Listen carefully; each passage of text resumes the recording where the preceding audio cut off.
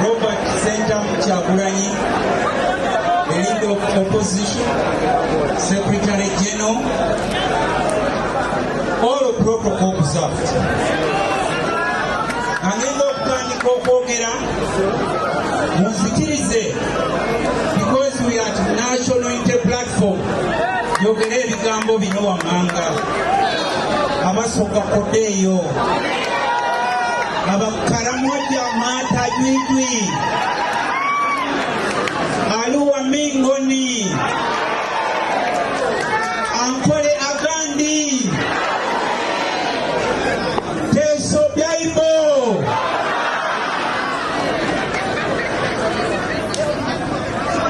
bunyolo mulimuta Rwanda murahoneza France bonjour.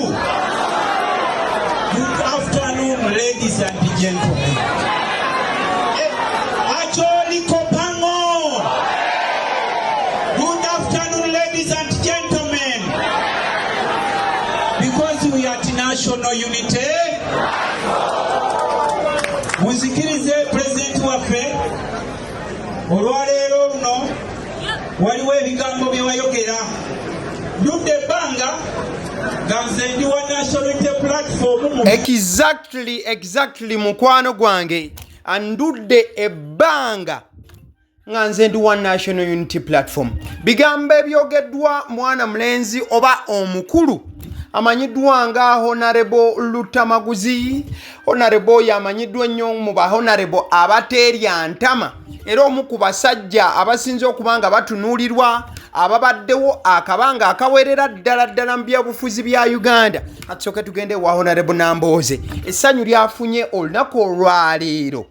Honorable Nambooze katono essanyu limwabye bw'ategedde nti Honorable Lutamaguzi okuva wali ennakaseke mu butongole ebitali byambu ebitali byakwogera nti wano na wali amaze okubanga yeegatta ku kibiina ki National Unity Platform awatali kugamba oba nga tewaliwo n'omu agamba. Honorable Nambooze mu bubaka bw'awandiikidde Honorable Lutamaguzi agambye bw'ati: We officially welcome you to National Unity Platform, my brother Honorable Lutamaguzi.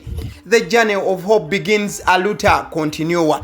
Yes, nagera maaso n'okuba nti ayaniriza munankaniwe Honorable Lutamaguzi bwe bamaze mu struggle oba bwe bamaze akabanga nga batambuza ensonga z'ebyobufuzi mu ggwanga nnyaffe Uganda. His Excellency Bobi Wine olunaku olwaleero naye si musajja asekaaseka ennyo olw'embeera egenda mu maaso mu ggwanga etasanyusa, wabula olunaku olwaleero akamwenju naye akafunyeeko nga bwe weetegereza Masias.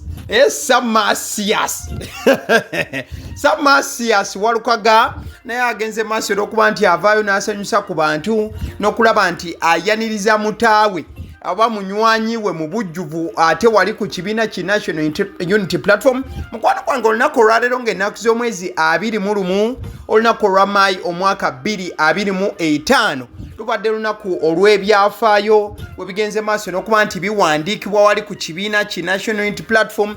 Olunaku olwaleero National Unity Platform evubye oba kyoyinza okuba nti ekoze fishing nereta abamu ku basajja abanene era abamu ku basajja ab'amaanyi mu byobufuzi by'eggwanga Uganda ba MPs.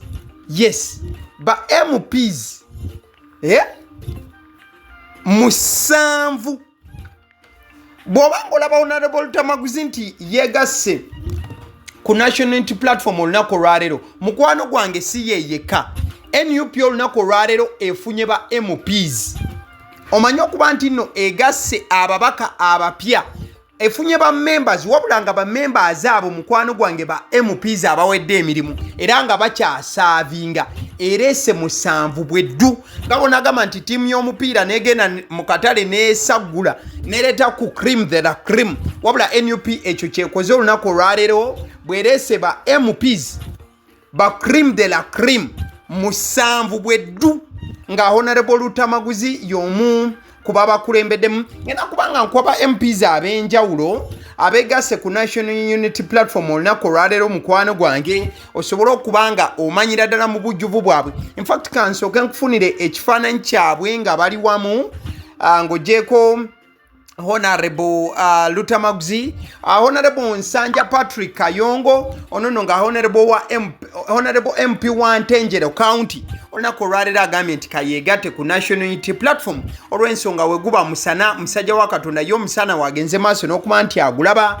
Honorable Nsanja Kayongo si ye yekka Patrick yeegasse ku National Unity Platform, waliwo ababaka ab'enjawulo abalala abeegasseeko. Omukyala amanyiddwa nga Honorable Fortunate Nantongo MP wa Kyotera agambye nti kaneegatte ku National Unity Platform omusana we guli. Honorable Joan Namutaawe woman representative owa Masaka District agambye nti lwaki seegatta ku National Unity Platform. Honorable Lukwago John Mpalanyi oba John Paul Mpalanyi MP Kyotera County naye agambye nti NUP eno esaanidde okuba nga njegattako. Oyo no gwolaba Honorable David Issa Abirye aga MP Jinja North Division naye agambye banange ebintu byo bisobola okuba nga biba wabula NUP yesinga. Honorable Timothy Batuwa oyo gwolaba ku screen eddakiika eno ono MP wa Jinja West agambye banange ebintu byo bisobola okuba nga byogerwa wano na wali era ensonga zisobola okutunulirwamuko wano na wali wabula lwaki seegatta ku National Unity Platform eno lwaki seegatta ku National Unity Platform eno nendabamuko ensonga wezisobola okuba nga zitambula here and there. So ekifaananyi ekyo kyolaba kyekimu ku babaka ab'enjawulo abeegasse ku NUP olunaku olwaleero mu maanyi agatenkanika. Bonna bagambye nti ba members njagala okutegeeza nti bano ba members wabula ate nga mu parliament ekyatuula eyakati bonna mwebali basazeewo ne bagamba nti NUP yeyoka esobola okuba nga etulaga ekitangaala. Era His Excellency Bobi Wine yakedde bulungi nnyo nnyini ddala najja okulaba nti bano abaaniriza wabula bino nga bigenda mu maaso. Njagala okutegeeza nti eggulire lino ndi reportinga ssaawa ziri 7 ez'omutuntu era bino byenkuwa bye biri live ekavule essaawa zino. Wabula nga byonna bigenda mu maaso Amaggye geebulunguludde ekitebe kya NUP wali e Makerere Kavule ate nga we wategekeddwa olukuŋŋaana lw'abannakibiina kino era embeera ya bunkenke nnyo ddala wabweru w'ekitebe era n'ebitundu ebirinaanyewo byonna mukwano gwange tosobola kubanga obisaalimbiramu wadde nno nga guno gwonna guli gutyo olukuŋŋaana dde olukyagenda mu maaso munda mu kitebe kya NUP era bannakibiina bakyagenda maaso n'okuba nga basanyuka okukuba enduulu n'okusagambiza olw'abannakibiina olw'abantu abapya abeegasse ku kibiina omuli Honorable Lutamaguzi ate era wamu n'abalala nga bwengenze maaso n'okuba nga mbakunyonyola mukwano gwange agenda maaso n'okuba nti olaba eddakiika eno. So embeera bwetyo bwekyayimiridde abasirikale bajjudde wabula feesi zaabwe tosobola kubanga oziraba. Baye security ku kitebe kya NUP wabula bwogezaako okwetegereza feesi z'abannamagye bano n'ab'ebitongole ebikuuma ddembe abeetoolodde wano wonna tosobola kubanga olaba feesi zaabwe yadde n'omuntu n'omu. Bonna bambadde obukookolo era bambadde mu ngeri etiisa. Bobanga obatunulide ago mafuta ga shalu gali genkulazeeko bwe basinze okuba nga bayimirira n'ekitebe kyonna bakyetoolodde abasajja bali waggulu ne wansi. Kati ekibuuzo kiki kye bagenda okuba nga bakola singa olukuŋŋaana lwa NUP luba luwedde? Ojja kujjukira nti mu tteeka eryayisiddwa olunaku olw'ejjo omuntu okwambala kawunda suit obeera omenye etteeka lya UPDF era obeera osobola okusibwa wabula ate mu bamu ku bantu abali munda mu kitebe bangi nina bendabye nga bambadde kawunda suit. So ekibuuzo bano bazze kubanga batuukiriza tteeka eryayisiddwa oba balina abanene be baagala okuba nga bakwata okuva ku kitebe kya National Unity Platform?